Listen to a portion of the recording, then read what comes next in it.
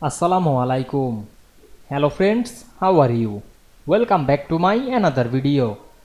In this video, I am going to show you how to create transparent text box in Affinity Publisher. Let's get started. Firstly, we have to open a Affinity Publisher document. Now we want to create transparent text box. Go to the text box pages. Then select the text box and enable the text frame option, and we can see here the fill color or stroke. Now we want to make this text box transparent.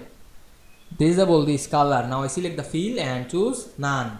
Then click the stroke and choose none. Then click outside of the text box and close the window. Now we can see we make this text box as a transparent background very easily. I hope you enjoyed the video. Please like, comment, share and subscribe my channel. Thanks for watching.